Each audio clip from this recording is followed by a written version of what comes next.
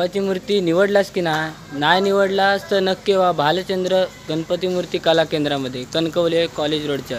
नमस्कार मंडळी, मी कोकणी लॉगर स्वागत करते माझ्या मिनी लॉगात. तर मंडळीनं मी पण आज इले थेट भेट देऊसाठी कणकवली कॉलेज रोडच्या ते असलेला भालचंद्र गणेश मूर्ती कला केंद्र कणकवली आहे.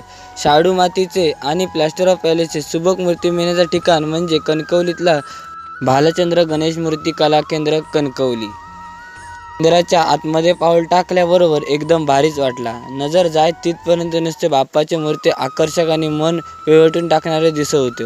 1 फुटापासून ते 9 फुटापर्यंत एकदम सुंदर व सुबक मूर्ती या ठिकाणी अवेलेबल होते.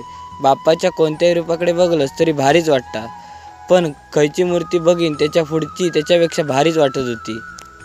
या ठिकाणी वेगवेगळ्या पोजमध्ये असलेले आणि एकदम आकर्षक मनाक भारी वाटणारे गणपती अवेलेबल होते. त्याच्याचबरोबर लोक आपलं गणपती बाप्पा भारी दिसाक होय म्हणून वेगवेगळ्या सामान शोधित असतात, वेगवेगळे खडे किंवा डिझाईन शोधित असतात. तर मंडळीनं या ठिकाणी खडे आणि डिझाईन त्याच्याचबरोबर रंगीत आणि भारीतली धोतरासुद्धा अवेलेबल असतात. तर तुमका काय होय गणपतीक सजूचा असा तर नक्की आहे ना सामान नेऊ शकतास. तर या ठिकाणी आता गौरीच्या मूर्तीसुद्धा अवेलेबल झालेले असतात. मस्तपैकी गौरीच्या मूर्तीक सजवण्याचं काम चालू होता. तर मंडळीनं ह्यो बघा 9 फुटाचा बाप्पा. तर असेच वेगवेगळे गणपती बघून माका तर एकदम भारी वाटत होता.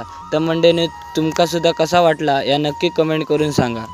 आणि बाप्पा निवडूचा आणि खय जाव असं प्रश्न पडलो असा तर नक्की भेट द्या भालचंद्र गणेश मूर्ती कला केंद्र कणकवली.